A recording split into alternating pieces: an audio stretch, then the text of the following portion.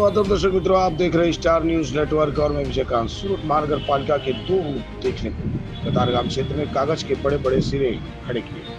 कतारगाम में उबड़ खाबड़ ढांचों और अवैध इमारतों की चादरें चढ़ाई।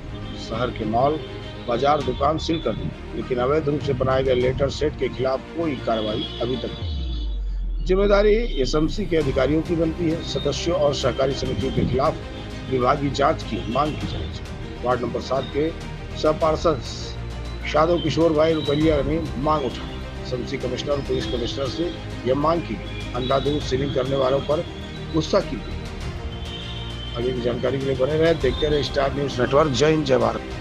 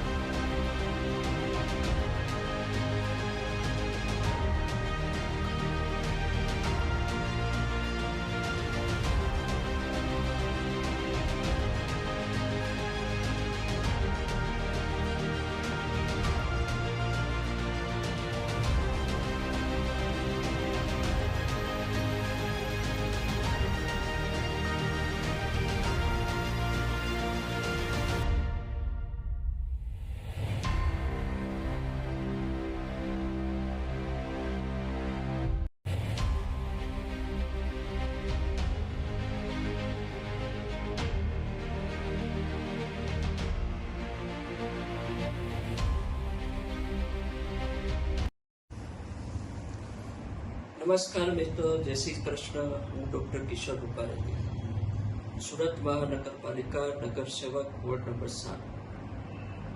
થોડા સમય પહેલા રાજકોટની અંદર એક ગોઝારી દુર્ઘટના કહીએ કે જે પણ કઈ અધિકારીઓના મેળા પીપળાથી બનેલી જે દુર્ઘટના છે ને, એમાં જે માર્યા ગયેલા લોકો છે એમને શ્રદ્ધાંજલિ આપું છું.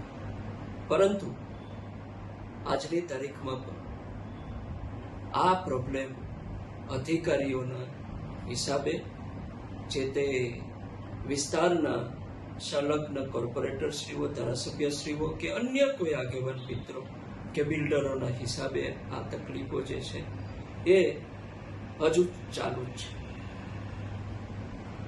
વારંવાર લગભગ મારા દ્વારા ઝોનના ઉચ્ચ અધિકારીઓ અને કમિશનર શ્રી સુરત મહાનગરપાલિકાને વારંવાર રજૂઆતો અને લેટર દ્વારા પત્રની જાણથી એમને ધ્યાન દોરવામાં આવે છે કે ઇલીગલ કન્સ્ટ્રક્શન અને જે ટેમ્પરરી સ્ટ્રક્ચરો છે જે સુરતની અંદર બની રહ્યા છે એ ટેમ્પરરી સ્ટ્રક્ચરો, ઇલીગલ કન્સ્ટ્રક્શન અને જે ગેરકાયદેસર શેડ બનાવવામાં આવે છે એને દૂર કરવામાં આવે અને નવા બનતા અટકાવવામાં આવે. વારંવારના પત્રો છતાં પણ ઉચ્ચ અધિકારીશ્રીઓ, કમિશનરશ્રીઓ કે જે તે ઝોનના અધિકારીશ્રીઓએ આ બાબતે કોઈ જ ધ્યાન દોરવા છતાં કોઈ જ પ્રકારની કાર્યવાહી કરેલી નથી.